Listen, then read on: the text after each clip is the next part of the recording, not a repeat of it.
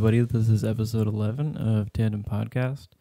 For this episode, I was really trying to think. I wanted somebody that wasn't directly known for scooter riding only. I wanted somebody possibly in the industry of it. So I started thinking about, well, maybe I could interview a scooter shop owner or maybe someone who works more behind the scenes. And one of the first thoughts that came to my mind was Tommy Daddono.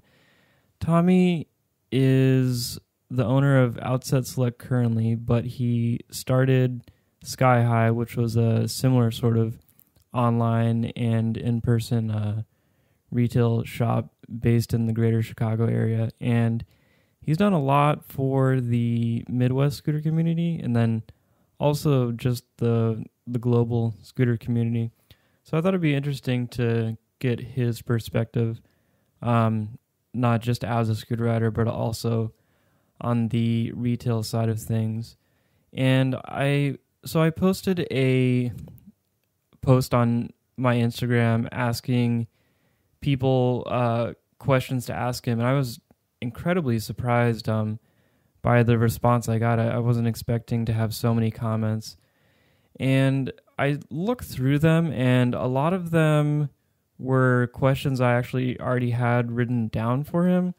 Or as we were recording, it ended up that those sort of things just got brought up. So, I mean, I pretty much answered all of them for anybody who was wondering about their questions. I picked a few questions to ask him that I thought were really important topics that I could get a interesting response out of. So that was good to have, and I really thank everybody for their support on that. I think I'm just going to start doing that every single episode because it seems like people are very interested. And then one last thing to note, as you follow along with this episode, be sure to look at the links in the description or whatever platform you're on to follow around with the references that we're talking about. So here he is, Tommy Daddono. So talk about getting into scooters. What was the early days like, and why did you get into it? Trying to think back that far. I think I was 14 or 15. I rode bikes for a while. A lot of my friends were like into BMX and skateboarding. Then at some point, one of my friends who I rode bikes with, like we just came across like a video on YouTube. I'm pretty sure it was Terry Price doing like a double backflip or like something to Resi, and it was just the sickest thing. Or it was like one of his videos, and I just had no idea that world even existed, you know. And when I saw that like people were doing tricks on scooters or like able to do like the types of tricks they were doing, I was like, I don't know, so intrigued and just like interested in it. And like immediately after watching that video, like I had two rusty like Razors, like A models in my garage. We went outside and like started doing 180s and like jumping off curbs and stuff. And it was, I don't know, it was really eye opening and it was fun.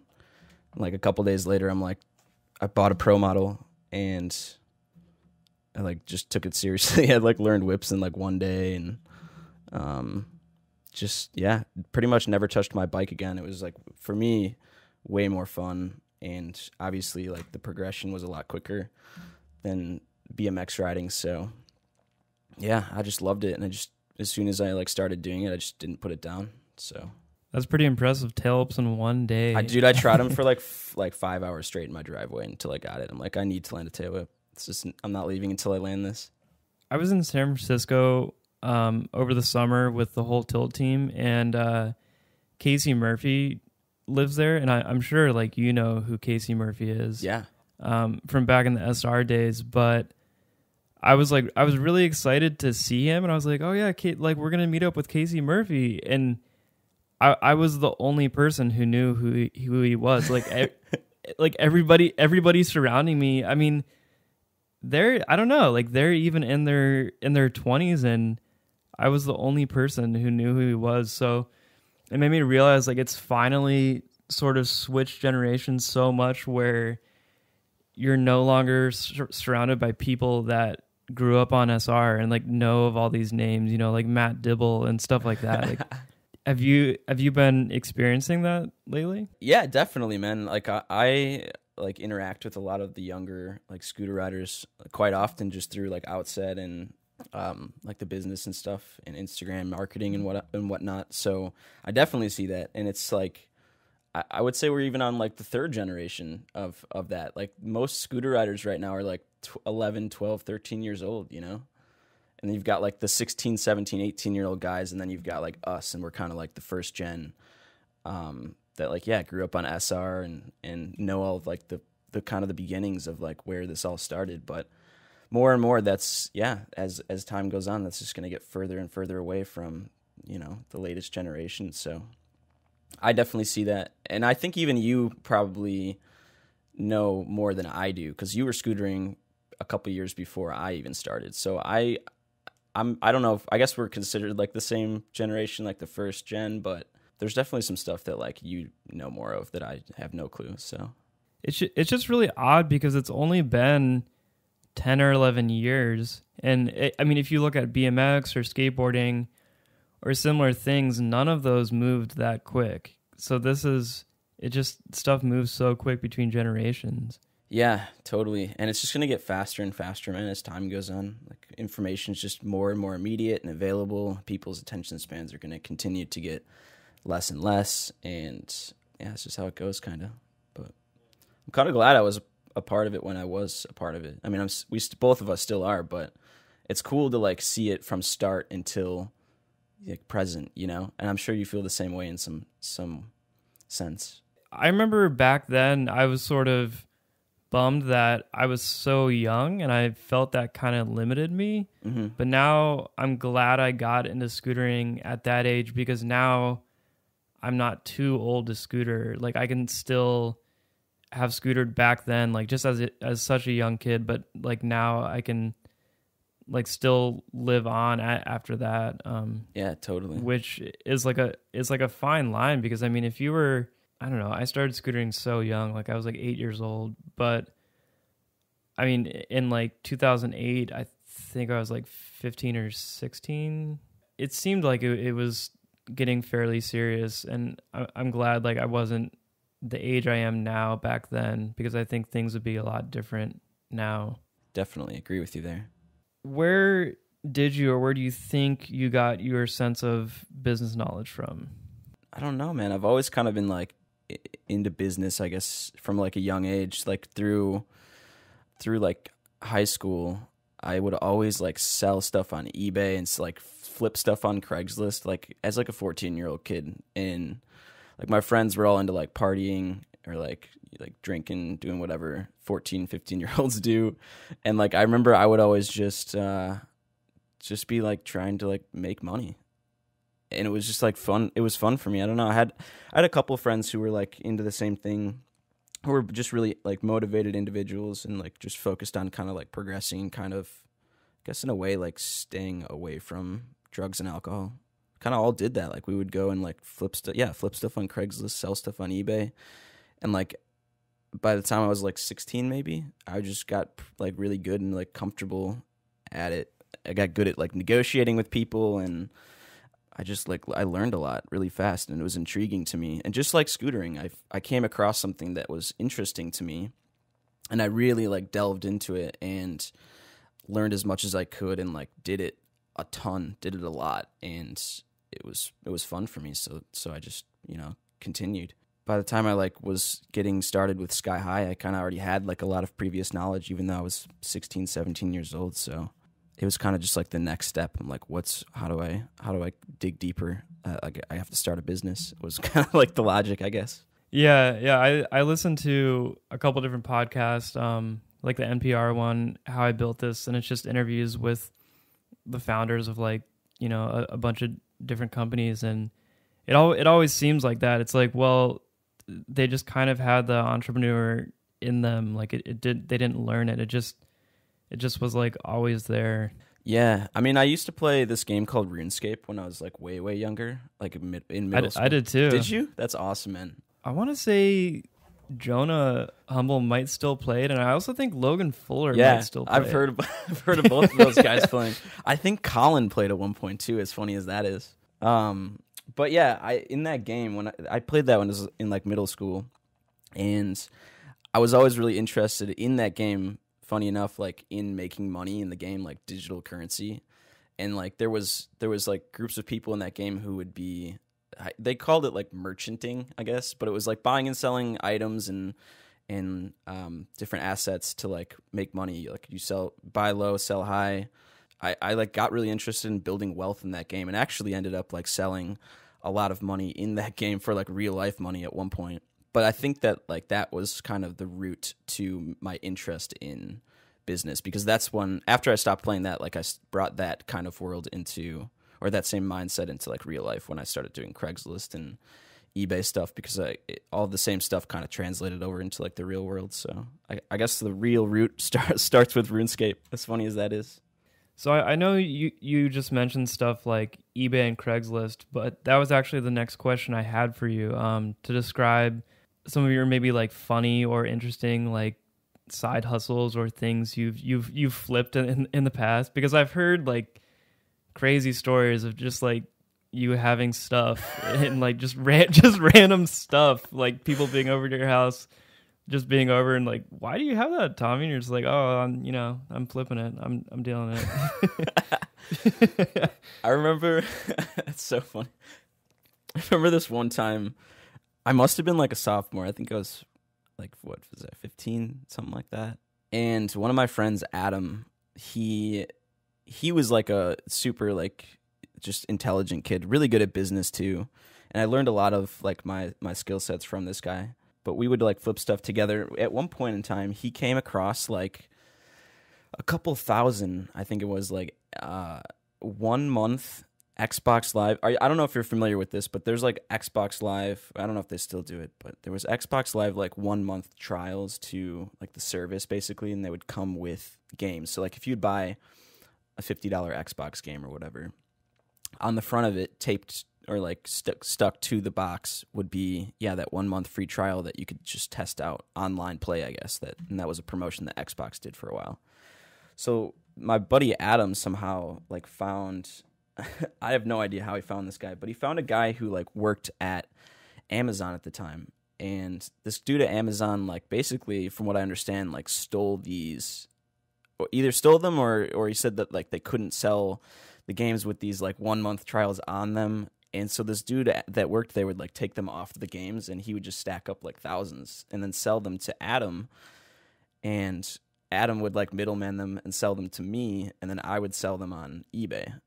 and it was like super weird, but I remember at the time like I had saved up a couple $1,000, and I was like, this seems risky. Like, I don't know if this is even legal, like on eBay to sell something like this. Like, I would just email people the codes when they would buy a 1 month card for a couple dollars or whatever it was. That seems so sketchy. Yeah, it was for sure. And it was like the early days of like eBay too. It was even more sketchy. But it worked out, and like it was just a strange kind of like route from like that, like how I found that deal. I still to this day have no idea how Adam met that other guy, but I made a lot of money on those things, and it was like the first real flip, the first like big flip that I invested like a lot of money into, and like made a lot of money from. So it was interesting and kind of fun for me. And I like I remember I had a couple of my buddies who I was like paying to like scan the codes from the cards like into the computer and like send them to people as they ordered it and stuff. It was like almost like a little business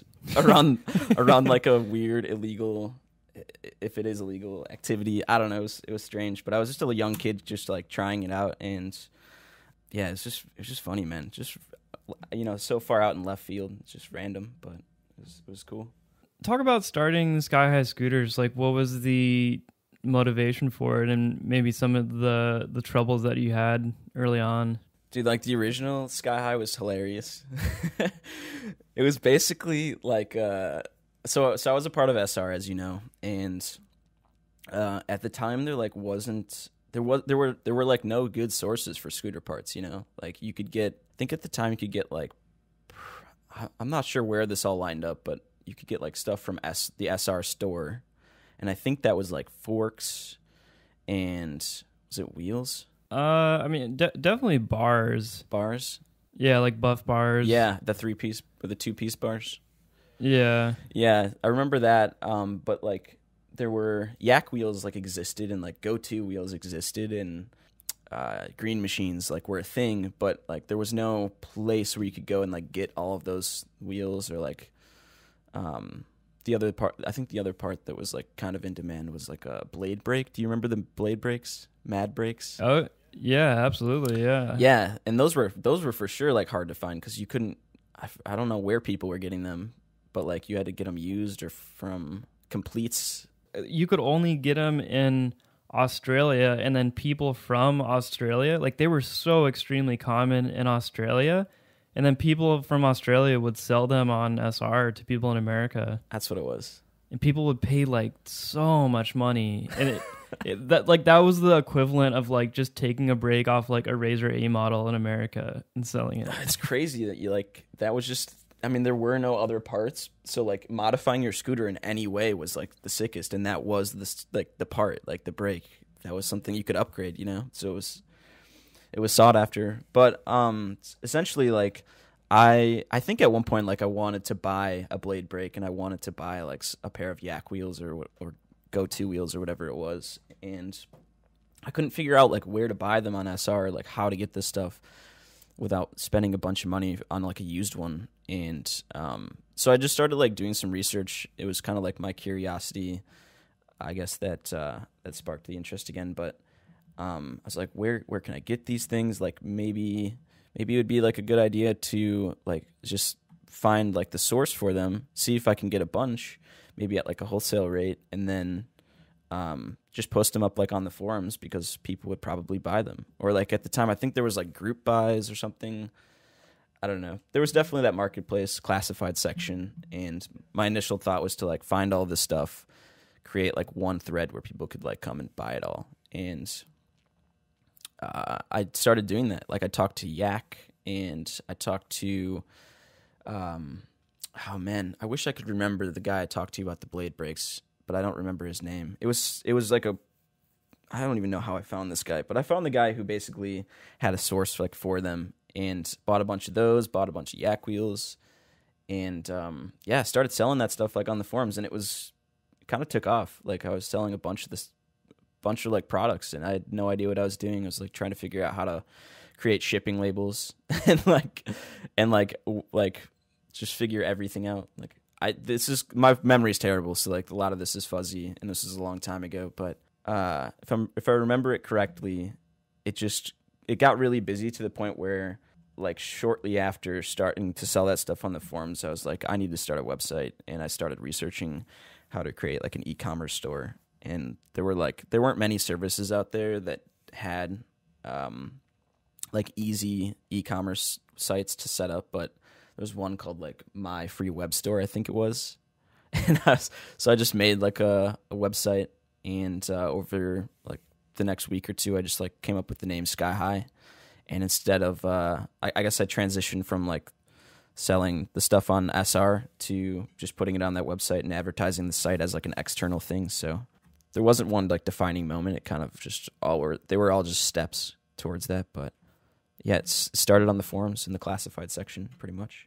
Yeah, I wonder, it's funny that you mentioned like contacting Yak and Blade. I never knew you even did that, but I wonder if because both Yak wheels and Blade brakes weren't really made for like freestyle scootering, and I wonder if those people you contact were like confused, like why, like they weren't aware of all these people needing those parts, Yeah, it would be really interesting to like look through my old email address to like see what those conversations looked like, because I couldn't tell you. I mean, it was so long ago, but it would be funny to look back at that stuff. There were these legends about like Yak wheels, like batches from the factory, like, oh no, like you can't get this certain batch because it'll just break immediately, and it was true. And then like it became really rare for like the batch that didn't suck, so you had to like seek them out, and you could like tell by the hue of the urethane that it was like the good Yaks. Yeah, well, there was like a point, I think it was they made like the original Yak wheels, and those were good, and then they at some point like switched over to like a newer urethane or like some sort of different bond or something, and that's when they started sucking. But Yeah. Yeah, I'd for sure remember that. There was like the good yaks and the bad yaks.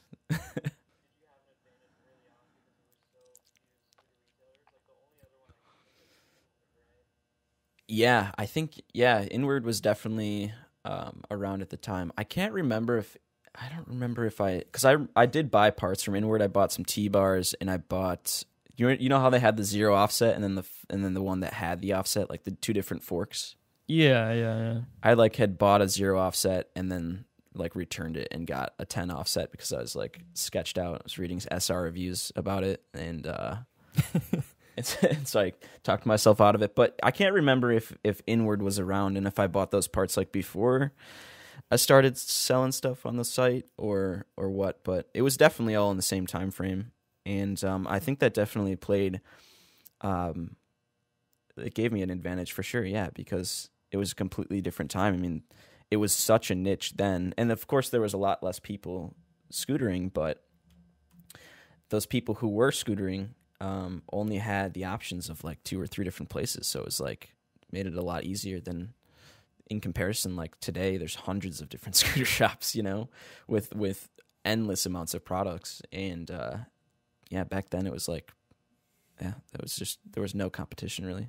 I think this might be like, in my opinion, but I think the era from 2010 probably until 2013 or 14 was sort of this like golden era for the Midwest scooter scene. I don't know. Would you agree with that? Like when Josh Young was like making videos for Sky High and like Jordan and Isaac, like everybody was like learning how to do everything. I'm not sure it was the golden era. It was definitely the root of maybe the golden era, though. It was like when everything was starting and like becoming sick for sure. I don't know if the shop played a role in that or not, but I know definitely the street jams did for sure. The Chicago street jams, in just bringing people together. Because when I first started, there was like a couple people riding in Chicagoland. It was like this guy named AJ Lowens, and then like one of his friends, and then there was the dude from Razor. What was his name? Eddie Strakowski? Eddie, yes, yeah.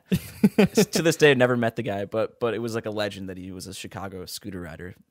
Yeah, man, I remember seeing his footage and art. He was like the first one to, I don't know, I think like really do handrails. Like he was so ahead of his time. Yeah, I remember like looking back on his videos and he was doing like crazy shit. I think he did like a double whip lip on like a down rail or something. It was insane. He did a triple whip to lip on it was like a pyramid with a down.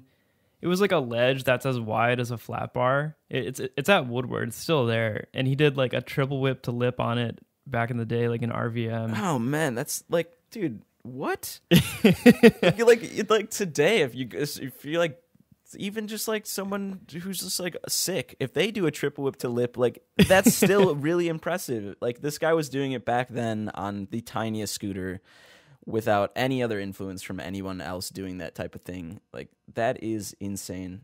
I hope one day to meet him because I need to just congratulate him on that move right there specifically. Yeah, like where in the world is Eddie Strakowski? Yeah, we were actually at Woodward West over the summer, and I mean nobody I was with like knew that. And I was like, yeah, this is it. Like he did a triple whip to lip on this, and we were all looking at it like, what? He did that? It's insane. My point was, like I remember when there was only a couple guys in the Chicagoland area, and I remember when it started to grow and other names started to pop up. I met this guy named Jake Carney and his little brother Ben Carney, and then you had people like Ali Benedike and over time like Justin Lacoste and Jeff Mraz and Marty Stubbins, all these different names, all these kids who basically were doing other sports, and then we'd meet them at skate parks and they'd start doing it, and then a friend of theirs would start scootering, and it would just slowly start to grow. But like when we did the first street jam, that was like the moment where everyone got together who scootered in Chicago, like the 20, 30 people who were doing it. And I think it really like brought a community together, and everyone like, I don't know, I just think it was so healthy for the Chicago scene at the time because it was like the first event, you know? It was the first thing that like everyone got together and scootered. And not only that, but like took over the city and made a video, and it was just this like really cool thing happening. And like the following year, I mean, there was just so many more people. But I think that street jam, that first street jam really helped a lot. And I think the video did too, probably to show other people who were just on the internet that like there were scooter riders in Chicago. Like there's a scene, you know?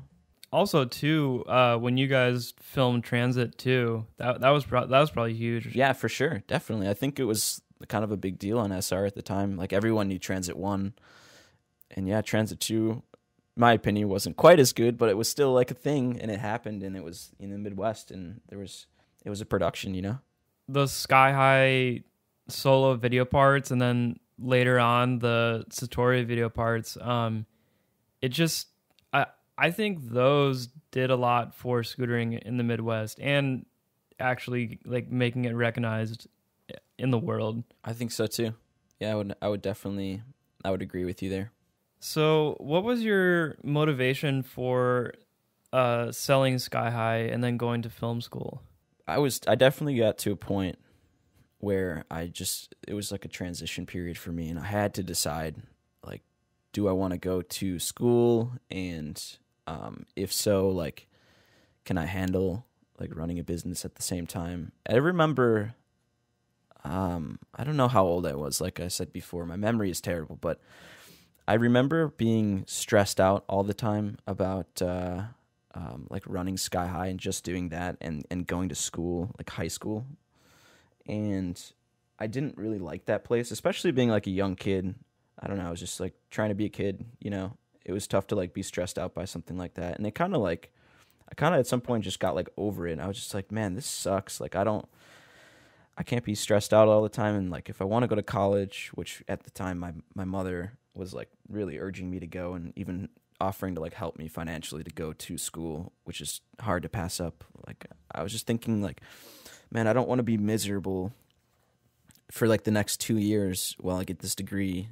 And it was a mixture of that, and then just feeling like I had been doing the business for like so long that I was just like, I need a change of pace.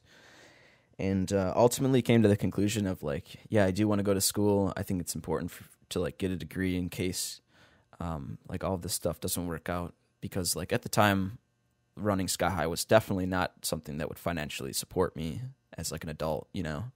So like I saw value in having a degree as like a backup for like a job if I needed to get one, you know? And so, I decided that it was a better idea for me to just like cut my ties from the business. And at the time I had found out that like Colin from Tilt was interested in buying it. And to me, that was like perfect, because it was somebody who I don't think I would have sold it to like some random person that just didn't care about scootering. But Colin, it was like the perfect situation. So that's what I did. I went to school after that. And do you think you benefited from going to film school? My mom would say yes. I would say no. Well, yes and no. I think like I'm a strong believer in the fact that like school is kind of overall just a waste of time. I personally learn better. I'm like a self-learner. I do better through my own research, and if I'm really interested in something, I'm going to find out a lot about it. I'm going to research as much as I can. I'm going to talk to people. I'm going to like just delve into it and just like immerse myself in whatever it is I'm trying to learn, you know? And I think in school, there's a lot of just bullshit, just stuff that I don't care about and that I'm not interested in. And like, I'm the type of person that I struggle to like continue to pay attention if I don't care what the subject is. And I think there was a lot of that in film school, like a lot of things that like I didn't necessarily care about. Like personally, I'm not really like big into movies or like cinema production, and a lot of film school was that, like watching movies and analyzing character roles and stuff like that, which is cool. There were just a lot of parts of film school where I was like, man, like I'm wasting my time right now. I could learn everything I'm going to learn from these 2 years probably in like 6 months and on my own. And but I mean, it's the piece of paper that I guess that is the important part at the end. And so I stuck it out and I got the degree. But I don't think looking back, I don't think I would have done it again. Yeah, I mean, that seems to be a common theme among entrepreneurs, that they're best with teaching themselves, and school doesn't really do anything. Yeah, I mean, I learned a lot for sure, but I just don't think I learned. I don't think I learned as much as I could have on my own in that 2-year period. I think I just school dragged that learning out. So I benefited from it, but it took longer than I would have hoped for. So you finished film school, and then what was your plan after that? Like, what was your reaction when you graduated? Dude, I had no fucking clue what I was doing. It's pretty common. Yeah, I think that's a common theme, right? Yeah.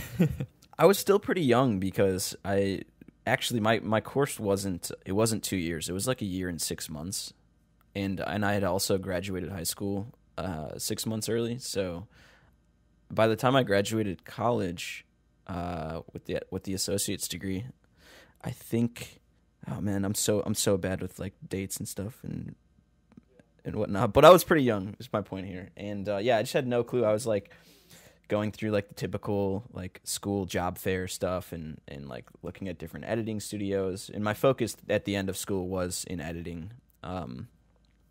Although I liked shooting a lot too. But yeah, I just started like looking at different Chicago editing houses and just kind of like researching different companies who were in like other states and stuff. And yeah, I had no idea. I was super bad at interviewing. Like, I remember sitting down at some of my school job fairs and just like choking up and like physically shaking, like not understanding how to like conduct an interview the right way. And I was like, man, this sucks. I'm never gonna get a job. Like, I can't do the first step, you know? It's a really different world, like being a scooter rider and then having to adapt. It's like you almost have to speak a different language and like, yeah, you know, corporate settings and like interviews and stuff. I have to be a real really person hard. For a second here. This is what is this? Yeah. But yeah, I was just like trying to figure that out, and I was basically just looking for a job. I mean, any sort of job. Like, I didn't care, something to do with film or like media, you know. Then you ended up working for Sky High with Colin owning it. So when did that come as an option for you? I don't know how long after I graduated that was, but it was probably shortly after. I was just looking for jobs, like talking to like different friends to see, like, you know, friends who were like also in media, to see like where they were working or like what they're planning on doing. And I remember having a conversation with Spencer Steed. Shout out to Spencer Steed, by the way. It's one of my good friends, and he actually pretty much was the reason I got the job at Sky High at the time. I was like talking to him, and I forgot how it came up, if I asked him or if he told me, but basically I found out through him that Sky High was looking to hire, and Spencer was working at Tilt at the time in Mokina, and I don't know if he was in charge of the hiring or if he had a say in it or what, but I was like, dude, like, this is crazy, but like, what do you think? I mean, I've ran a business before, like I ran Sky High. I know what it's all about. Like, would Colin be interested in like hiring me to like run it? Because that was the position I guess they were hiring for, was like someone to manage it. And Spencer had told me he brought it up to Colin and Luke, and like I think initially they were like, oh, absolutely not. There's no way we would never do that. They just shot the idea down, and I think Spencer like convinced them basically after a while that like it was a good fit, and yeah, they had me come in for an interview. But like it was like Sky High was a completely different like thing at that time, right? Because like Colin really legitimized what it was. Like, it was like the sketchy place, the sketchy website that you could buy scooter parts, and then Colin like really like turned it into an actual business, and it was a completely different beast. So like applying essentially for that job was like, it was, I don't know, it seemed legitimate to me, as legitimate to me as like applying for a job, you know, at an editing studio in Chicago. So yeah, it's just a funny turn of events that you're like applying to be the manager of a company you started. Like, I know, it really is, dude. It really is. But like for me, I mean, I had no idea what I was doing, and like through school, I kind of had like stopped scootering for a little bit for maybe like a year, a couple years, and I had the ACL tear and all that stuff too. So Yeah. that kind of played a role. I remember that happened during school.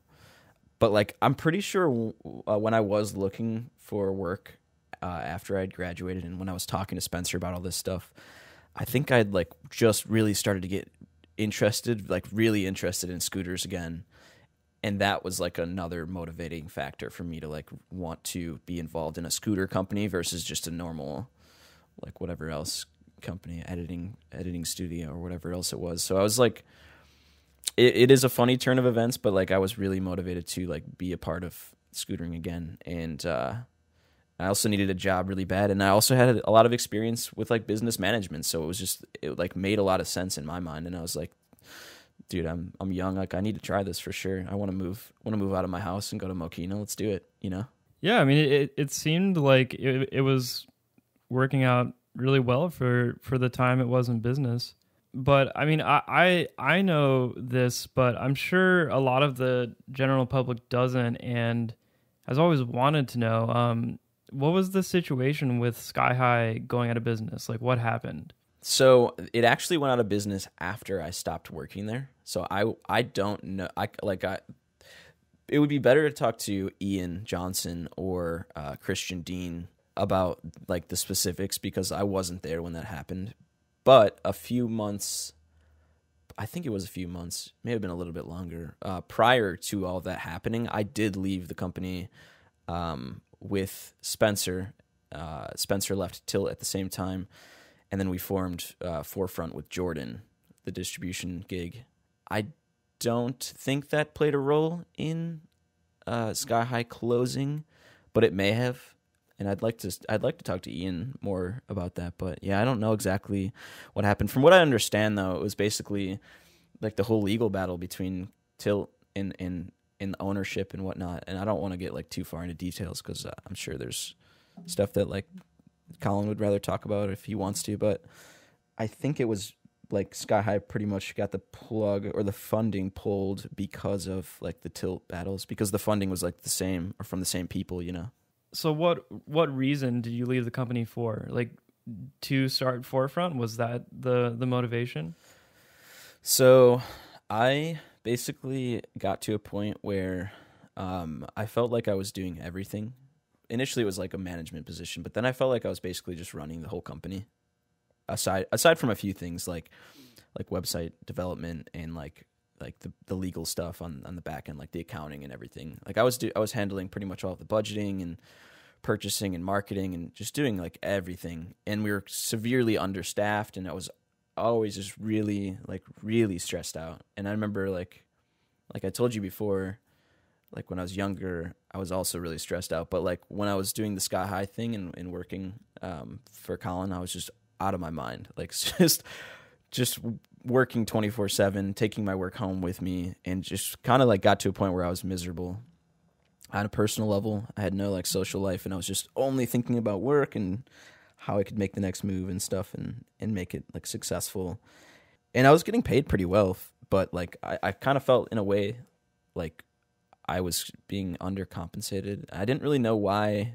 It didn't make a whole lot of sense to me why there should be somebody above me that isn't really involved, or multiple people above me really that weren't really involved in like the success or the development in what was happening, but they were like gaining off of it like monetarily. So I got to a point where I'm like, I want to start something on my own that like I already have like most of the control over what's going on, but like I don't maybe have to be as out of my mind stressed out to like make sure that like people above me are getting paychecks too, you know? The goal with Forefront was to be a distributor and not a retailer. So what was the reason to get out of retail? I don't remember specifically what the reason was. I'm not sure if it was because I'd been doing retail for so long and got sick of it, or like maybe dealing with customers. I don't really know exactly, but I think it more so came down to the fact of like finding that niche and like discovering that there were like other brands out there that needed representation in the US, and how that could be basically like a niche on its own or like a business opportunity on its own. that's what I decided at the time. It was a lot of conversations between Spencer, Jordan, and I about that. So it wasn't just my decision to start a distribution company. It was like all of us talking about it and looking at kind of the situation to like figure that out. So because there have been a few different distribution companies throughout the years in America bringing in products internationally, but it seems like a lot of it hasn't worked out. Like when there was the distance distribution in Philadelphia with like McKean and Greg and Logan, and that didn't work out because they just wanted a scooter and they didn't want to work. Like they just wanted to live in Philadelphia and scooter. Like they weren't like business people or anything. What other distribution companies has there been? Like, I mean, there. Oh, so many, man. Yeah, I guess I just don't know. Because I'm not really on that side of things. Just ones that like are no longer around. Is that what you're? Yeah, like what was Forefront? I was just wondering if what Forefront was doing was unique. Like, did you have competition? Did we have competition? I mean, Tilt was selling wholesale. I guess that's a way of distributing their like themselves. But as far as like other distribution sources, I think Turnstile was starting to become a thing. I don't remember if it was before or after we started Forefront, but Turnstile like basically bought Phoenix and like what else did they buy? District maybe. They just had like a ton of money and started distributing a bunch of brands. So like that was for sure the competition. Eastward wasn't around at the time, but like that was an older one that used to distribute Addict and Eagle and Dominator like back in the day. But no, when it comes to distribution, it's all like contracts. So there, like we like one of our first contracts was with Elite Scooters, which is this guy Will Prentice out in the UK. And yeah, like once you have a contract with a company, then it's not like they can like sell their stuff through a different distribution place. It's like they can only work with you for that amount of time. So the cool part about ours was that Jordan, Spencer, and I had like connections to a lot of scooter riders. Like we were scooter riders, and I think a lot of brands that were ran by scooter riders, like Elite, for example, he wanted his products to be like distributed and sold by scooter riders because that to him was important. And that put us in a great position. And I think that was like our thought process to how we could become successful, because we were actually scooter riders and we were all like pretty business savvy. And we were able to like provide a source where it was like scooter riders representing your product. And I thought that would be like an asset to even brands who were owned by just like businessmen, you know, like for example, like District or like Eagle is owned by Marcel. Like he's not a scooter rider, but he probably would see value in scooter riders representing his product to sell to scooter shops, and scooter shops, would see value in buying scooter parts from scooter riders because I'm sure that they would assume that they have a better understanding of what's good and just being more like in touch with it. So it seemed like after Forefront was started, you guys were doing pretty well, and then it seemed like this is just from an outsider's perspective, I don't really know, but it seems like you sort of veered off and started Outset, and then Jordan and Spencer were doing the company. Is that what happened? I remember at some point like feeling very demotivated by like our success or lack of success through Forefront, and we were living in like a pretty like shitty area, and we were kind of all struggling to like pay our bills and stuff, and just not making a lot of money really. We were all really passionate about like scootering and our project and Forefront, but like ultimately at some point I realized that like being in a partnership with 3 people, it's really hard to like maintain everybody, because it was kind of the same situation as like having people above me. Like it wasn't just my paycheck that I was like making sure came in, but like it was 3 of us. So we had to like be making a good amount of money and doing like a lot of business to be able to sustain and like pay our stuff. Like we all had our bills to pay and our rent and yeah. So at some point I was just like, man, I just need to start a side gig. I remember like Jordan talked about like getting a job at like the Dunkin' Donuts down the street while we were like running Forefront. Like Spencer was looking at other stuff, and And to me, I was like, man, like what can I do to like bring some extra income in? And scooter retail is something that I know really well. So I figured like, hey, maybe I can balance both of these things. And ultimately it was not true, but but yeah, that was kind of like my initial motivating factor, was like, how can I have like a side hustle basically, like to pay the bills. So I kind of branched off and like did that in hopes that I could do both. Yeah, it's funny that you thought that Outset was just going to be this minor thing. What was it sort of intimidating since you started Sky High, and then you're like, okay, I gotta just do this all again, you know? No, not at all. For me, it was like exciting. Like I have a lot of fun with like the startup process for businesses, and setting everything up was like the fun part for me. Like I worked with like Connor Davidson on like some like logo stuff, and like I got really into like web design again, and started formulating like business plans and stuff. And yeah, it was all super interesting and motivating for me. But the initial reason that I had started it was through Richard Hark. He like gave me the idea. He's like, dude, you should start a scooter shop. You should start like a retailer, because Sky High closed down. Like the Midwest doesn't really have like a scooter shop, you know? I think that played a role in like deciding to do that, because he kind of convinced me that it would be a good idea, and to me it was for sure like a niche market. Like there was no other retailer in Chicago, and like we needed one. So yeah, it just convinced me basically. He's the one that urged me to do it. I also had a big problem with there being no rider owned retail shop. Like to me, growing up as like, scootering's my life pretty much, you know. It just bothered me that like the only option was to buy scooter parts from like some person who doesn't scooter. And it's weird that, because like that's not really a popular opinion, I don't think.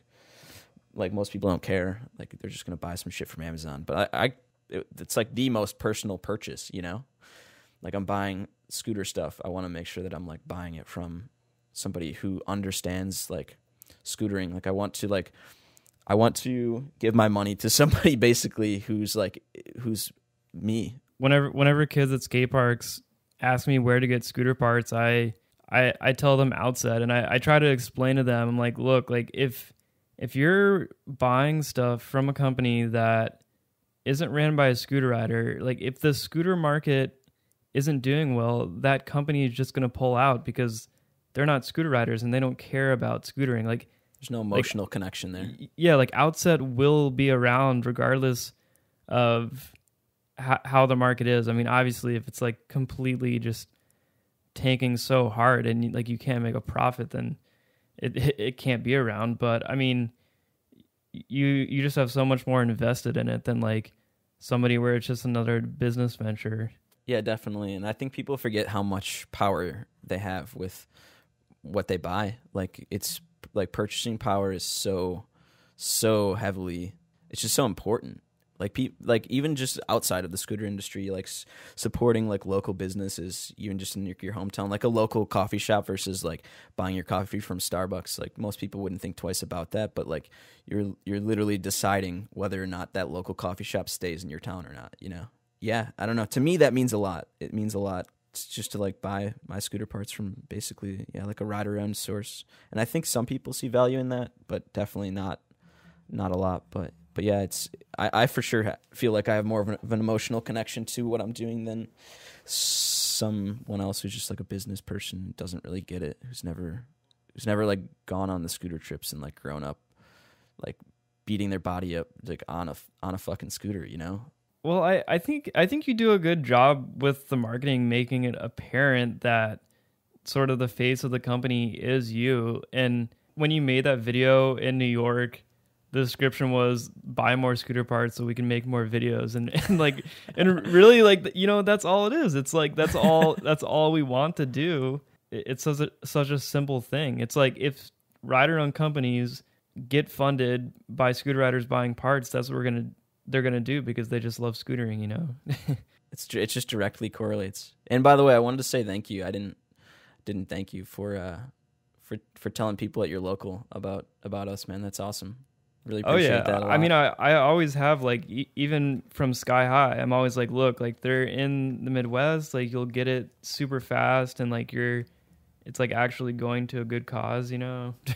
Thanks, man. That's awesome. Really appreciate that. So what similarities and differences arose between starting Sky High and Outset?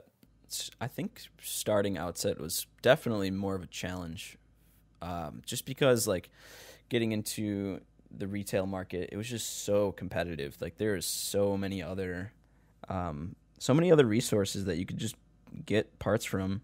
I mean, Sky High was no longer around, so that wasn't like a competitor, but like the Vault was, and they're huge. I mean, they've been huge, and they are huge. And I was basically like trying to start a business that would compete with like the biggest business and like hundreds of other businesses that were the same thing, you know? And that brought like a lot of challenges. I had to figure out like how to make that work, or how to be successful in a much more competitive market. Yeah, you were essentially setting the standard with Sky High, but now you had to like after being out of retail for a little bit, you had to sort of adapt to what had progressed when you weren't in it. Yeah, and a lot of stuff had changed. I mean, there was just more parts. Like there's so many more things, and it like starting a scooter shop and having a selection of products like took so much more money to start up, because you need to like buy all of those products. It wasn't just like a couple yak wheels and some blade brakes anymore. Like it was like tons of bars and different forks and different wheels and all this stuff. And with that comes like you need a space to like have your inventory. I can't just like have the yak wheels and the blade brakes in my closet in my room, you know? Yeah. So it was just different. And I think I took it a lot more seriously because A, I wanted it to be successful, and B, I knew a lot more. Like I'd gone through running Sky High, and I'd gone through film school, and I had a lot more experience. I was older, and I think that helped me a lot to just kind of stay competitive and to figure all that stuff out.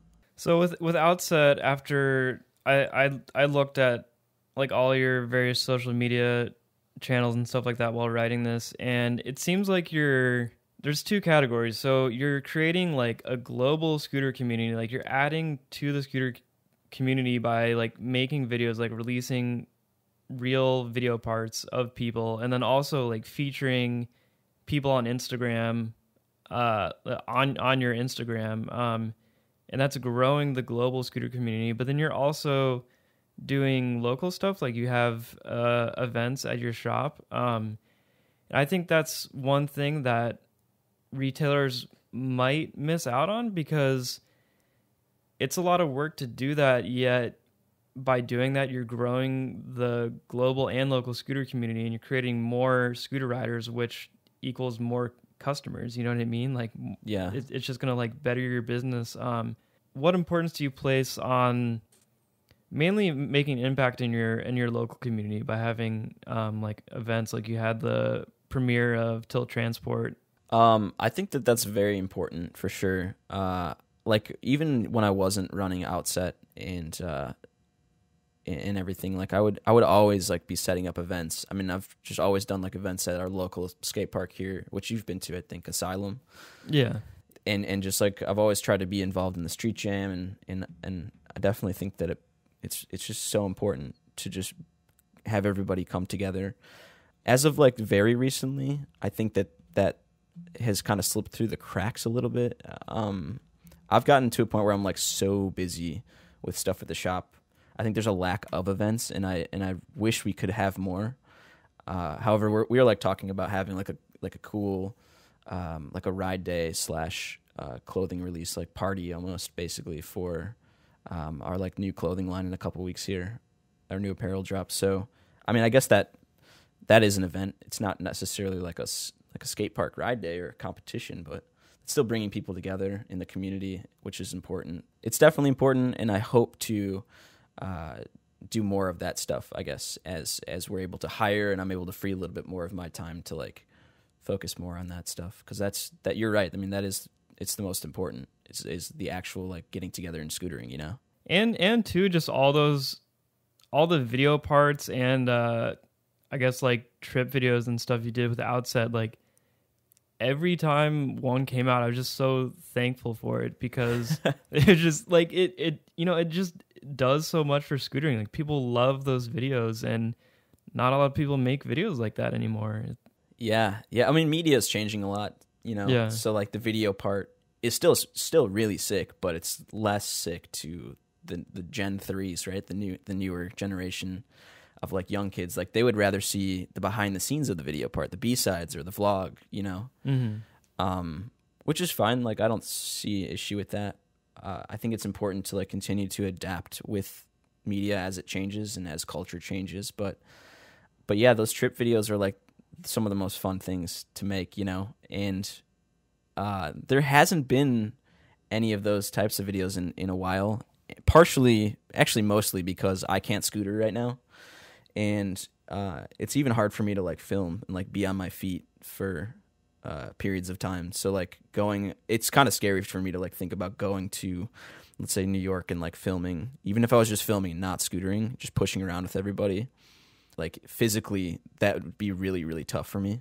So that plays a big role in like kind of just staying planted and like doing my own thing at the warehouse where I can like sit and like not be on my feet a lot. I hope that at some point like I can fix my body, and if that's the case, like I can, I would hope that I can travel and film things, or maybe even like get if we grow big enough, like get somebody else involved that can go and do those things. Like I'm talking to Richard right now about a potential like job, and he might start working for us. Like I would probably have him work on some of our social media and like video production stuff. So even if it's not me, just somebody like doing that stuff. Yeah, so I guess since we're on that topic, that was a really common theme on the Instagram questions.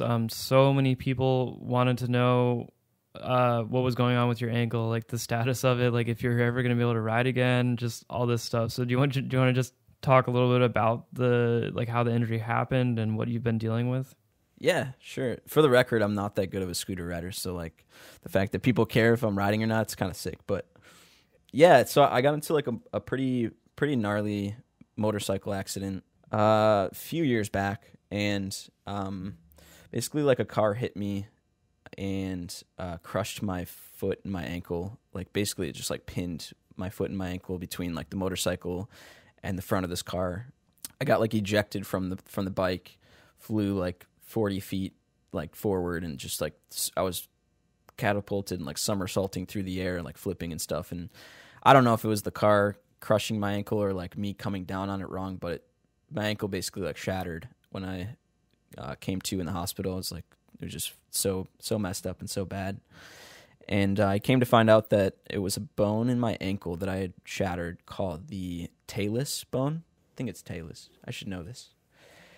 It's a really detrimental bone, I guess, to break, because it's the internal bone that connects your foot to your leg, and it's just like buried in the middle, in the core of it's like what your ankle basically is. It's that one bone. So I went and saw a doctor, a specialist for it, like after I was released from the emergency room after a couple days, and he, I think, gave me the wrong diagnosis. I'm pretty sure I should have gotten surgery at the time, and instead this doctor like told me to just let it heal. He was going to put me in a cast, and after 8 weeks or 12 weeks or whatever it was, I could take the cast off and it should be, fixed. Just like if you break your arm or something. I didn't think anything of it at the time. And so that's what I did. I had this cast on for probably 6 weeks, not 8 weeks, not 12 weeks, and I got fed up with it, so I started walking on the casts, and eventually like cut the cast off with like a Dremel in my garage when I was living with Spencer and Jordan. I definitely shouldn't have done that. I don't know why I did that, but I did. And to this day, I'm not sure if it was the misdiagnosis of like needing surgery and not getting surgery, or if it was me like not following the recovery procedures that just kind of like made my talus bone like deformed. Is what I know it as today. It's like It's just not. It's not the same shape that it should be, and so therefore, like it doesn't work the way it should. And specifically for one motion called dorsal flexion, and it's when you lift your foot up, right, and it comes towards your shin. That's your dorsal flexion. When I try to like dorsiflex my foot, it just either doesn't work, and if I force it, it's basically the bones are just sliding together in the wrong way, in the wrong shapes, and the pathways are just not, the soft tissue and like the cartilage is just not moving the way that it was designed to, like your body is meant to, which causes like tons of pain and tons of swelling. And what it leads to is these things called bone spurs. And bone spurs are like these spikes that develop in areas where your body is being used wrong. And I think it's mostly in like joints. So you can get bone spurs. It's really common in ankles. It's also common in other areas. I don't know exactly what else, but these bone spurs developed like shortly after I got the cast off. I think like 6 months later, I was like trying to scooter and trying to force my foot to work the way it should, which scootering, by the way, takes a lot of dorsiflexion. Same with skateboarding. It's like one of the most important ankle motions is your dorsiflexion, and being able to keep your heel flat and your weight distributed. Like just with a flat foot, you need to like bend your knees, and with that, your foot needs to dorsiflect. And it's my right foot too, which is my back foot. And on a scooter, next time you get on your scooter, look at this, like stand on it and pretend like you're landing a trick, however you do that, and you'll see how far your back ankle has to bend upwards in order to not stand on your tippy toes, basically. I was just misusing it for a while and like developing these bone spurs, and it would just become more painful and work even worse. And I started using like the wrong parts of my foot to land stuff, and like the ball of my foot kind of up front by your toes. Like the soft tissue that's kind of pads that is just completely destroyed, and I've got like my big toe, it has like this weird like arthritis in it now from like my big toe bending instead of my ankle bending. And I was just trying to force scootering, and I was abusing my foot and ankle basically. So these bone spurs developed, and I saw another doctor like a year after the accident, and he had to shave these bone spurs down. And then I guess he thought that would fix the problem. Like once these bony spikes are out of your ankle, you should be able to bend it up. Like there should be no problem. So he removed them, and I still had the same problems. Like it was still painful all the time, and it was swollen all the time and stiff, and I couldn't bend it.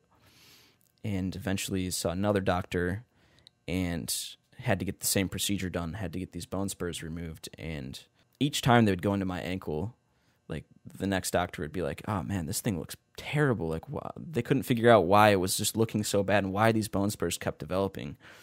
Like there was just so much scar tissue that would develop, and so much, I guess whatever they saw inside my ankle was just bad. That's why every time I would get a surgery, they'd be like, "Dude, this looks bad.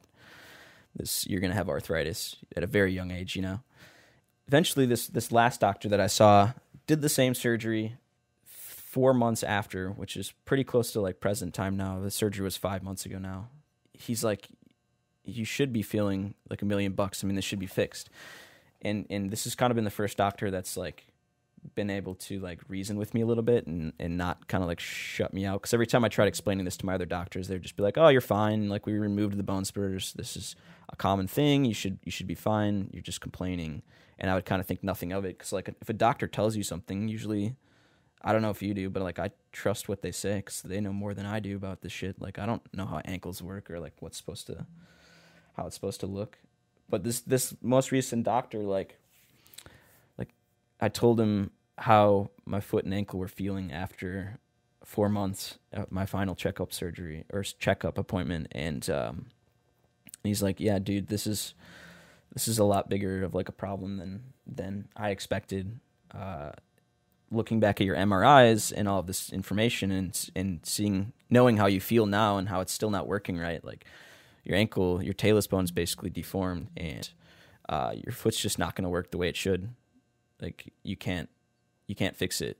And from what he was saying, there's basically like a fix does not exist, is what I understand. Like there is no medical practice or medical operation where they can fix a deformation in your talus bone, because it's like the bone that connects your foot and your leg, and it's so buried underneath everything. It's just in the center of everything. They can't like re-break it or like take it out and shave it down and put it back in. Like, there's just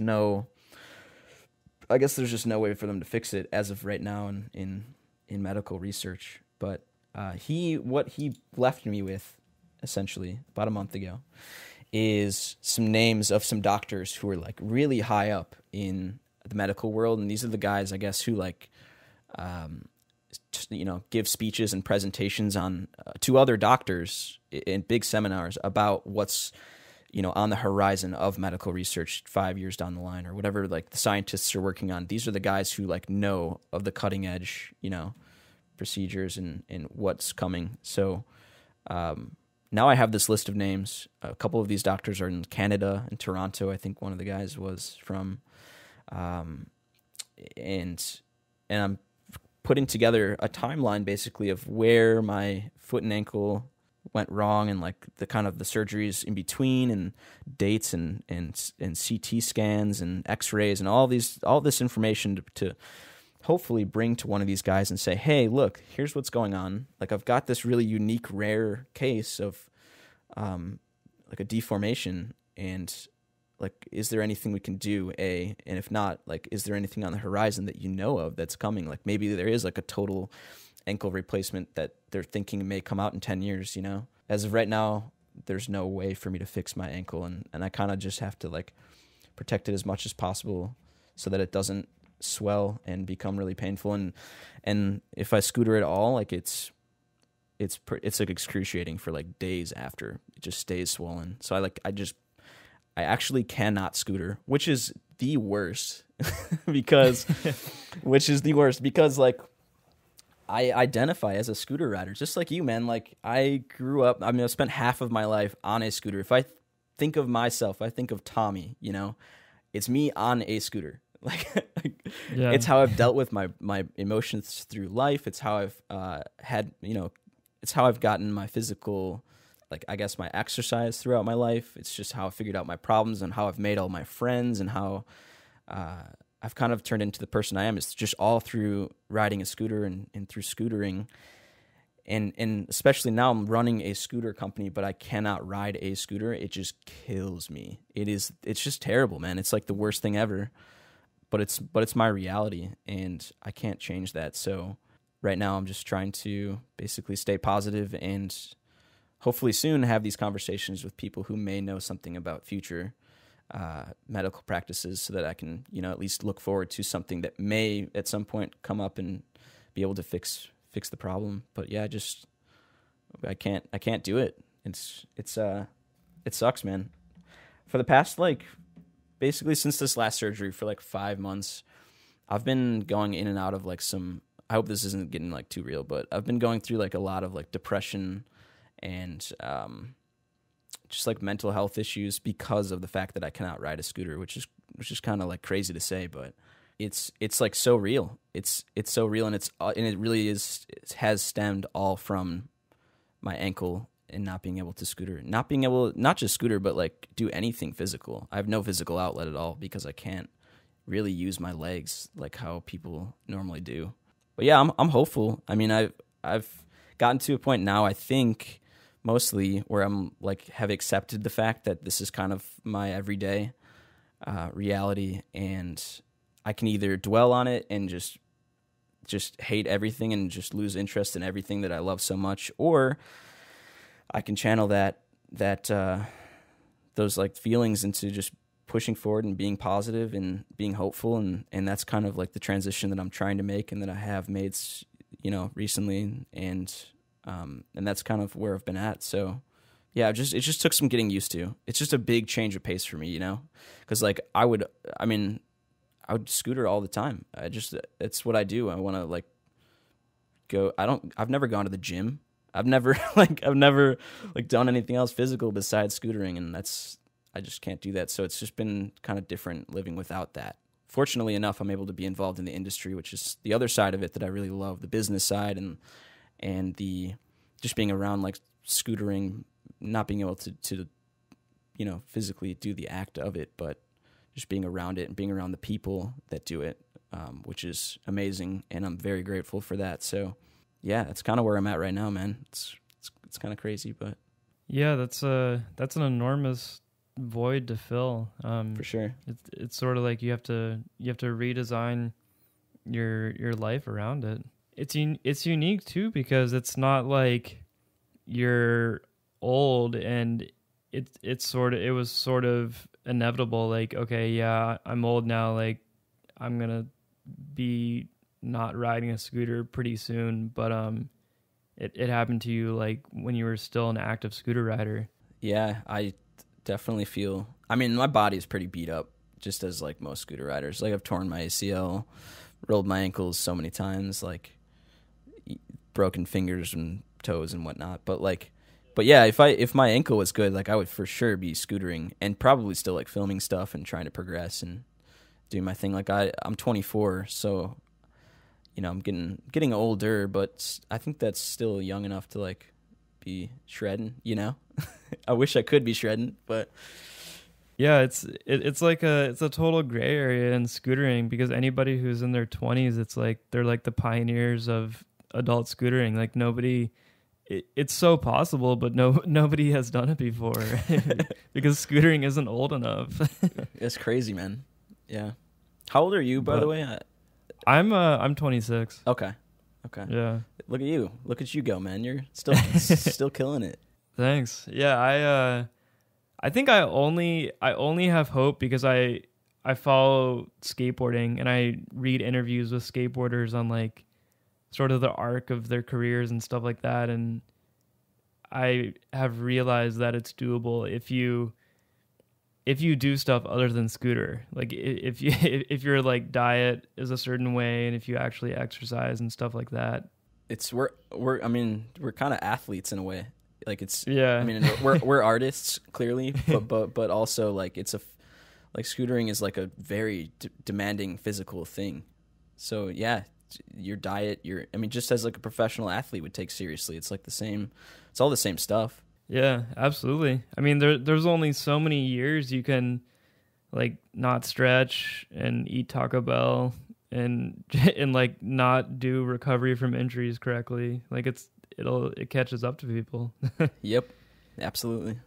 So I always notice looking on the website that you have a lot of selections of different parts, but it definitely still seems curated. Like it's not all the brands. So what is the criteria for you to stock a brand? I think, well, it started out with like just a very, very curated selection of parts, and it was like from only like the core, like it was like Proto, Tilt, and TSI pretty much, and like those were the brands that I liked. It was basically what it was, like that I agreed with as a scooter rider, and so that's kind of like what I tried to focus on, and it still is that way a little bit as like for a retail shop. As we grow, like it's important to kind of cater to like more of an audience, and I think that's been where like other brands have, that's basically how we've started to carry other brands, and I don't know if that's gonna. If we're going to continue to expand the product range, I mean, I would assume so, like as we get bigger, but like a company like the Vault, like they've got every scooter part that's ever been made by like any company. And I think a lot of people see value in that, because like there are people out there who want like all Tilt, Proto, TSI parts, but then they want like a Root Industries headset. And if they can't buy that Root Industries headset like with the rest of the stuff all from the same place, then they're just not going to buy it at all. They're going to look for like a different shop that has it all. So yeah, I don't know. I found it's important to have more, even if it's like just a few things from like companies that I may not personally agree with. It's important to just have like more of a selection, more and more of a selection. And I think it's also something that I've been learning, that it's really important to take my personal opinion, although it's important and I should base, decisions off of it. I should take my personal opinion away from some business decisions, because I might not be right. Like who am I to say that TSI should be successful or like Proto should be successful? Like they're cool. I like them. Yeah, I'm gonna sell their stuff, but like I could be wrong. I could be liking them for the wrong reasons, you know. So yeah, I'm not always right. Something that I've had to learn. Yeah, I mean, it's definitely probably your preferences are going to cater to an older audience, which is not the broad audience of who you're selling to. Oh yeah, no, definitely not. And that's something that I has been like a huge challenge for me on both the marketing level and also just like inventory and whatnot, like deciding what products to stock up on and everything. That like the demographic of people buying scooter parts are like 10 to 14, 15-year-old kids. Like it's not the older crowd really that's buying parts. Like some of the guys are, but not the majority. Not the majority at all. I mean, most scooter riders in general are just 10 to 14, 10 to 15.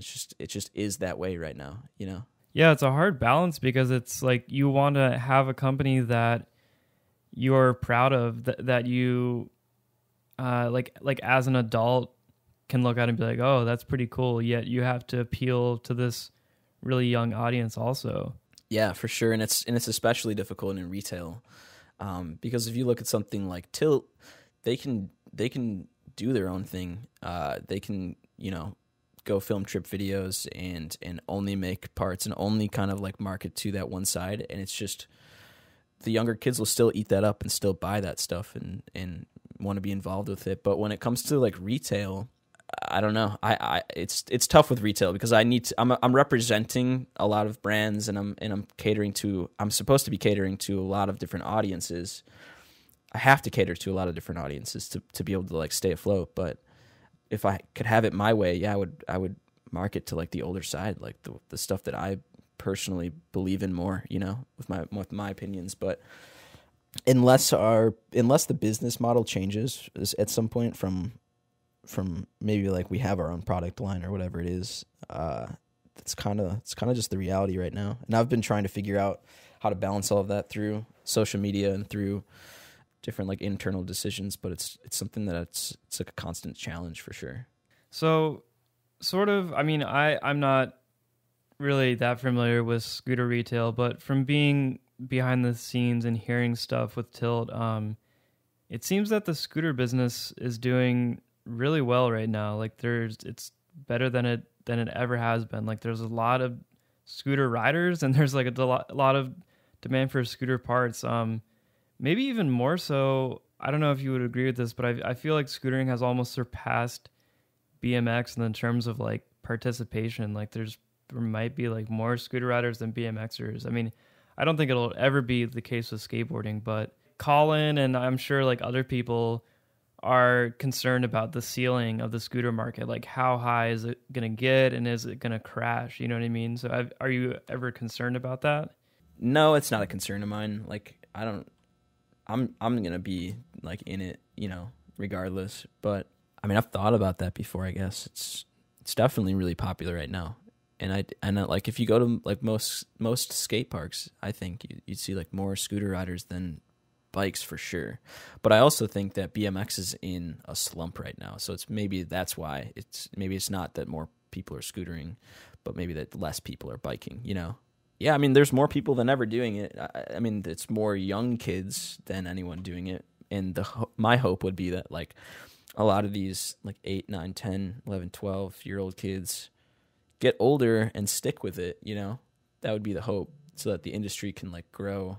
That's something that time will tell whether or not like that age group, because I think that is where the bulk of like the new riders, like that's the age group they fall into. It just depends on if like most of those people or if any of those people like stick with it, or if it's just something that they're like doing with their friends for a little bit, you know?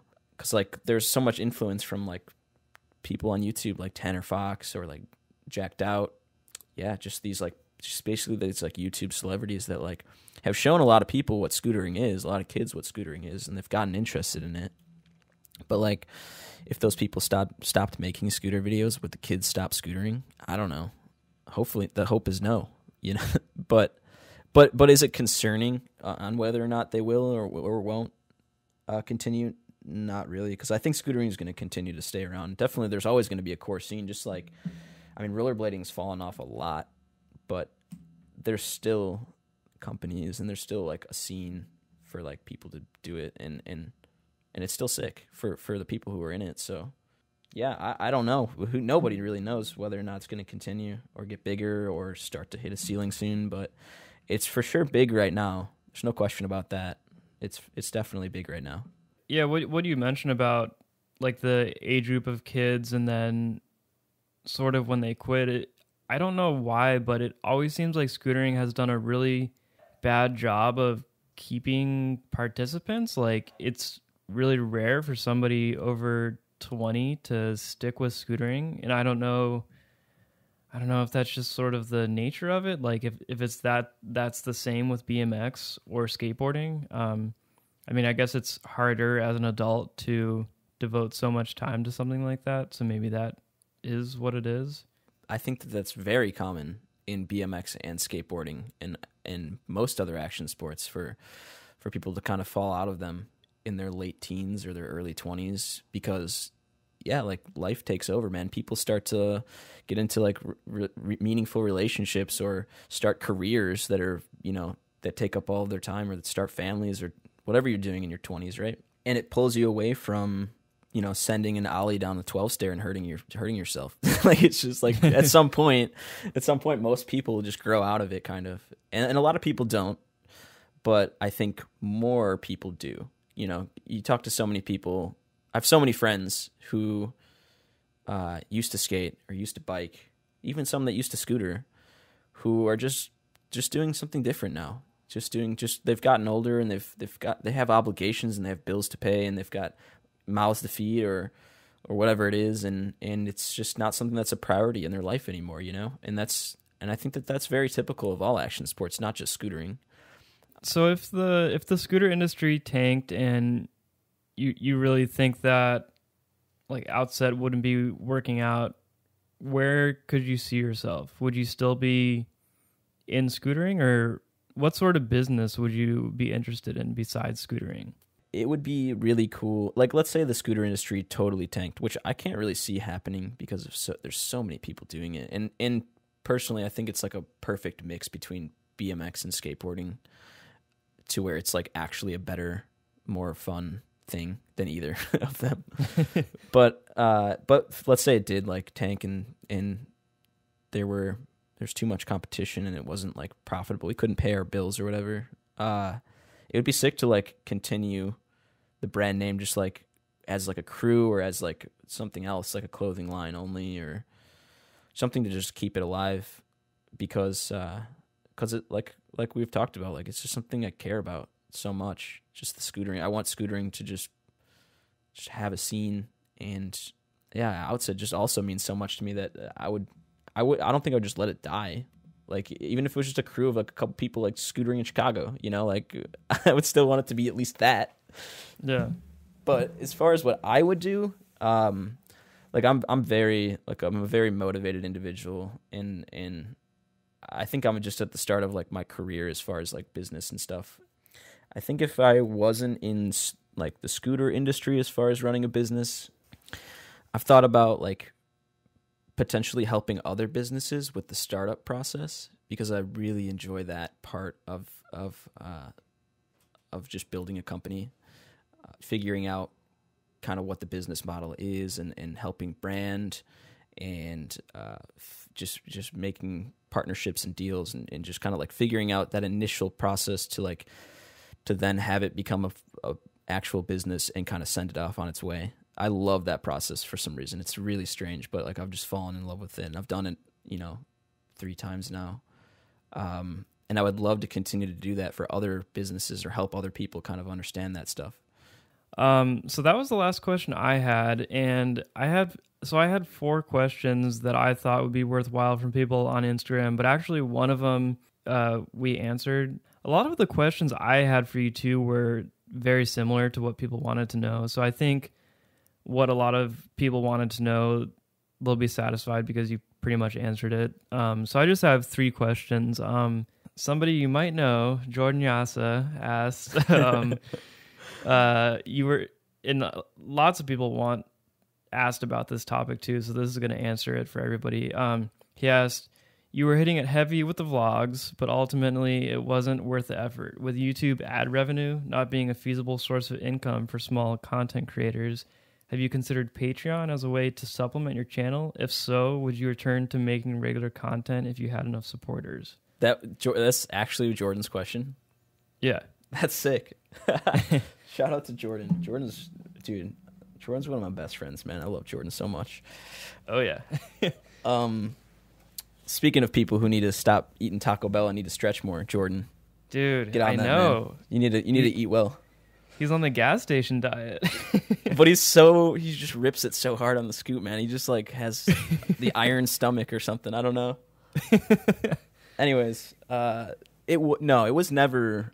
I mean, like at first when I was doing it and it kind of started to gain traction, there were times where I was like, man, I wonder if this could be like a source of income. Like I could document and just kind of like show people what was happening behind the scenes, or like with me, and maybe it's a way that I could like pay my bills through that. But I quickly realized that was absolutely not the case, and I never really thought about that much. It was never really about like making money from the YouTube videos. I wasn't getting those types of views. Like you have to get tons of views on YouTube to like be able to support yourself from it. And I never got to that point, and I never expected to. But I did have a lot of fun making the vlogs, and I think it also helped my business a lot in a different way. When I was vlogging a lot, people had like an inside view on like what was happening at the shop and like how the business was growing. And I think a lot of people can latch on to like the story behind something, and it was like a constant story, a constant conversation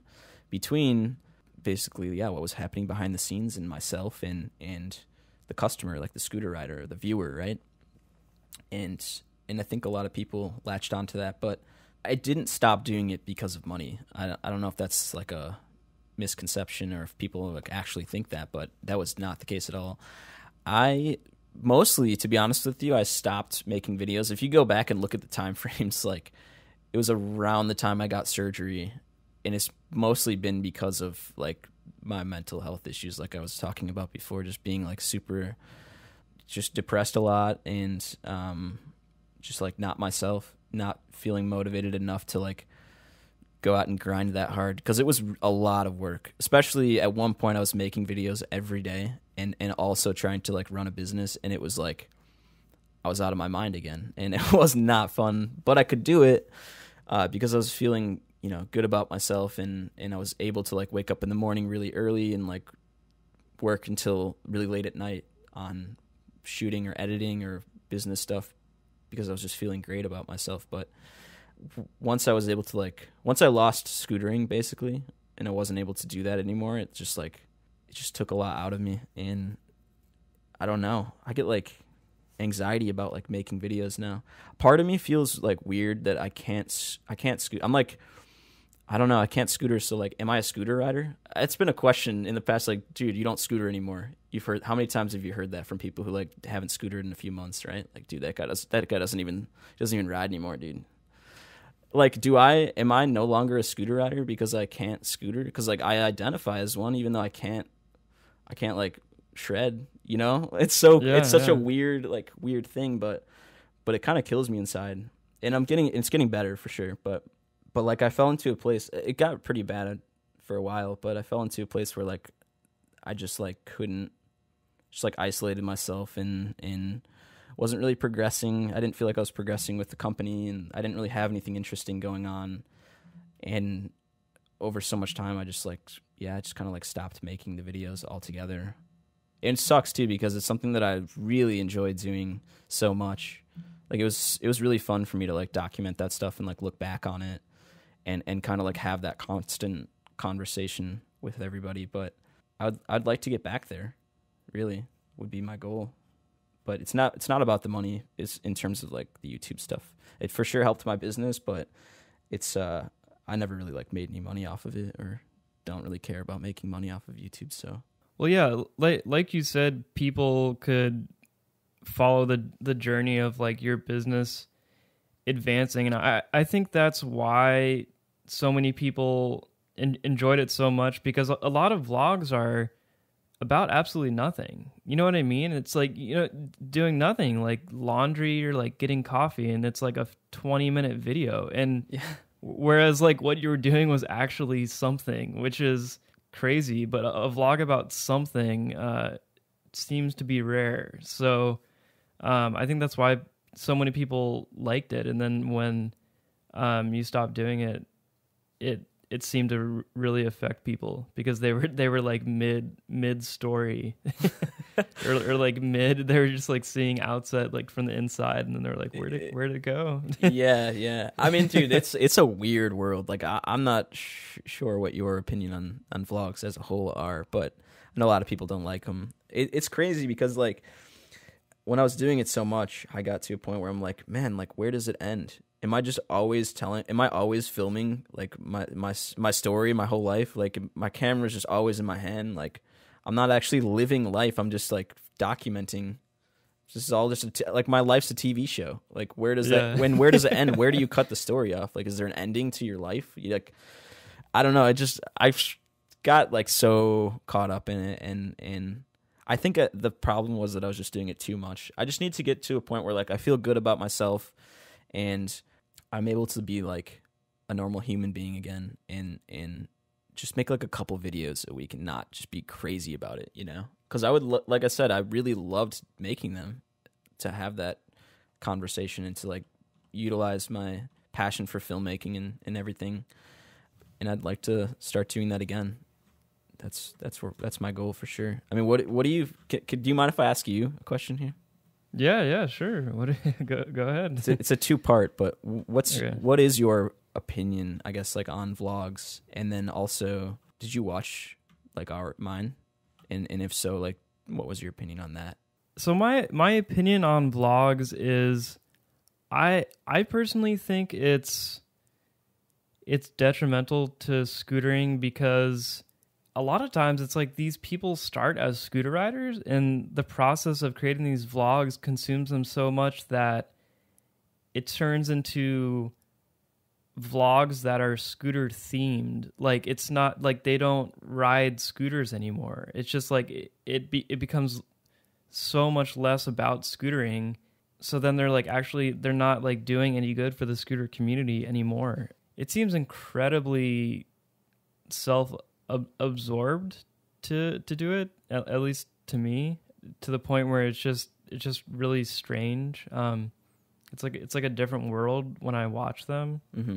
And I mean, it's definitely like creating a sort of range of attention span that's it's weird because vlogs are long yet attention spans are short. So I don't know, it's this weird world. It's like but it's curated. It's all there's a lot happening in that 10-minute period. So it's like it is long, but it's capturing a whole like day or whatever amount of time into that shortened version. I mean, I think so. Like with anything, with any new technologies, people should always keep in mind like just because you can do something doesn't mean you should. But as far as like I watched like a couple of yours, and at first I thought you were joking when you did it. Like I thought they were parodies. Like I legitimately thought that. And then they kind of were.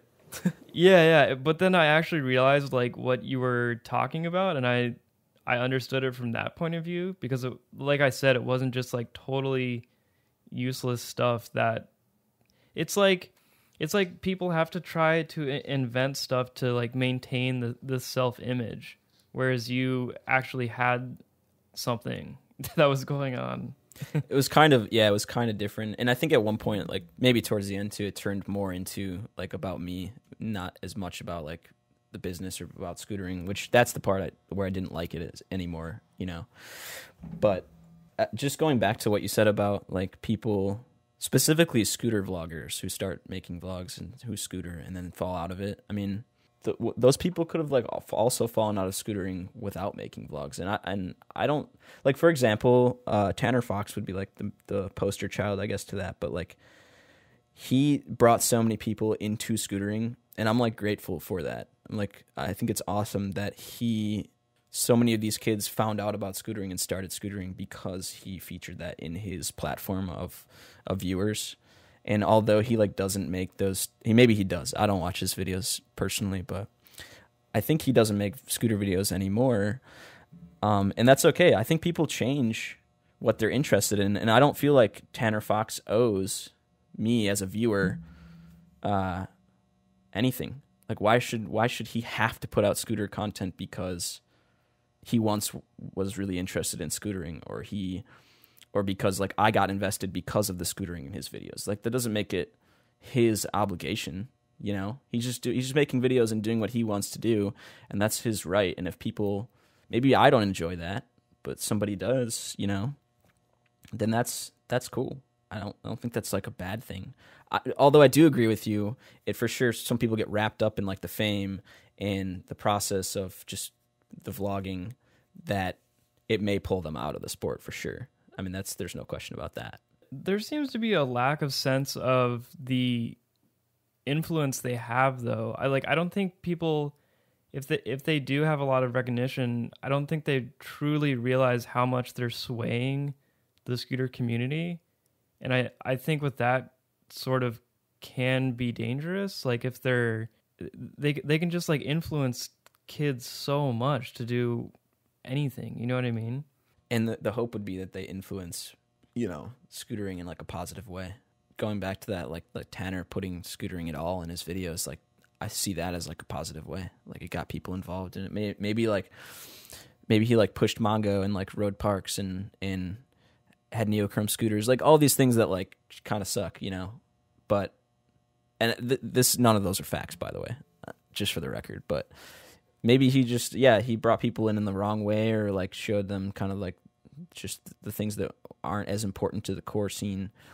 But he still like brought those people in, and that's fucking sick. I think that's amazing. It's all perspective, right? It's all just the way you look at it. But like for me, I see media changing so much. There's definitely still the crowds who like love like older media, like let's say filming on a VX 1000 and that shit. But like the core of scooter riders who's younger sees like a VX video and they're like, dude, what is this? Like, was this filmed on a flip phone? Like, I can't even watch this. Like, and it's always changing, man. And you can either adapt and bring your same ideals through the new format, or you can stick to your roots, which is totally fine too. There's nothing wrong with that, but you may lose the interest of like newer crowds who like the newer format. I mean, it's always just going to be new generations. So for me, I started making the vlogs kind of as a joke, but at the same time, I'm like, yo, at first I was like, I had no idea what I was doing. I thought it was kind of wacky, you know, everyone made fun of vlogs, but then I'm like, this is how like the newer generation consumes media. And if I want to stay relevant and like spread my thoughts and ideas into like a new audience, like this is just the way it works now, and that's fine. I think it's important to like just adapt. And you're right in saying that like you shouldn't feel like you have to adapt. And I never felt like I had to. I still shoot film 35. I mean, I just ordered like some Porta film like last night. Like I still indulge in like older formats. You know, I have a VX and I enjoy the video part, but I also think that adapting is important, and I think it's very real that as a content creator, you can be left behind by being stuck in your ways. But yeah, I mean, these guys, some of these bigger names for sure, and people who maybe are just getting bigger. I mean, they have so much influence, and a lot of people don't realize that. They just don't, because it's just happening to them, and you're spending so much time. A lot of these people are spending so much time filming and editing, and they're so submerged in that whole world that it's hard to see the bigger picture sometimes. But yeah, the hope is that good people will make this content and it'll do positive things for the scooter industry, but that's not always the case, I guess. So I don't know if I'm going to get this name right, although I've seen this guy for years. Bjorn Liljegraven, maybe? Liljegraven. He's from the Venture crew. So he asked, do you think that a rider's skill and creativity on a scooter is less important than their exposure among kids because of stupid YouTube videos? It really seems like some companies do. I think when it comes down to it at the end of the day, I know like a lot of companies they want the attention, they want the eyes, because that's the numbers, you know? So in a sense, to a lot of companies that is important. To me, it's less important. And I went through like a phase where I thought that was really important. Like I'm sure you remember this. Like we sponsored Jack Doubt when he was kind of like making his scooter vlogs and blowing up. And then he transitioned from making those videos to pranking fast food restaurants or whatever he does now. And that's where I kind of drew the line. But yeah, I thought that was really important. And now I think that that's way less important. I think it's really kind of the opposite. but I had to figure that out on my own. So I figured that out, and I learned from it. And I wish that wasn't the way it was, especially since oftentimes the people who have the followings and have the attention are the exact people that should not have that, you know, or just like have the worst opinions. So in a perfect world, no, but unfortunately, yes. Yeah, because I feel like now with companies, when they're seeking out riders, it's not only looking at their riding, it's like, oh, does this person have a following? Like, could that benefit the company a lot? And it definitely could, so it becomes a factor. Yeah, I mean, that's like, yeah, you're correct in saying that, but that's also just like how culture works now too, unfortunately, you know? Like, I mean, like if you have a bunch of Instagram followers, like women are going to be more attracted to you. I'm serious. I mean, that's fucked up to say, but like that's true, man. That's just how it works now. Like social status is like, it's kind of like where you rank. I mean, not to everybody. And I'm not saying that's the way you think, and that's definitely not the way I think, but that's the way that like most people think, and it's real. So like you either adapt to that mentality and make it work for the way you want it to work, or you look past that and you don't think that way. But I mean, it's clear to like these companies who are looking to sponsor within scootering that some guy who has, 100,000 followers has built that influence and must be doing something right, and can use that platform to promote whatever the product is or whatever the company is. And yeah, I mean, it makes sense, right? It sucks, but it makes sense. I mean, it's not like, it's not like it doesn't make sense. I mean, to me, it's all the facts are there. So this is the last question. I think some of it we've definitely touched in these past couple of questions. So Alec Bacchus writes, can you fully explain your decision to abruptly drop a majority of the local Midwest and lesser known riders on the Outset team, only maintaining or adding team members with large social media followings such as Jack Dot? What motivated you to make this change to Outset's team and identity? Were you thinking about your business, the scene, yourself, or a combination? So there was a point in time where we were like really struggling to like pay the bills, and I thought that it would be a positive thing not to drop anybody. That's never a positive thing. But there were a lot of people involved where I felt like we weren't like collaborating, and there wasn't like that much communication. The people who ultimately we took off the team like weren't the best fit, basically. And I felt like people who had like much more of a social following could help us like grow Outset, and in turn help scootering even more, because it was like if more eyes are on us, then we can have our thoughts, opinions, ideals spread further, kind of, you know. But that just wasn't the case. Like looking back on that now is just like a big mistake, you know. I can't change that, but I did make some of those changes. Like we took Jack off the team after like enough conversations between like Justin and I. Yeah, I look back at it and I'm like, man, wish I wouldn't have done that, but can't change the past. And now it's cool because like I kind of have a different outlook on it, and I'm like, it just taught me a lot, and I learned a lot from that whole situation, to where now I feel really good about like where we're going and where we're moving. And like what's really important. And what's really important to me is like scootering, making sure that scootering is like healthy, bringing people together, and ultimately like doing a positive thing.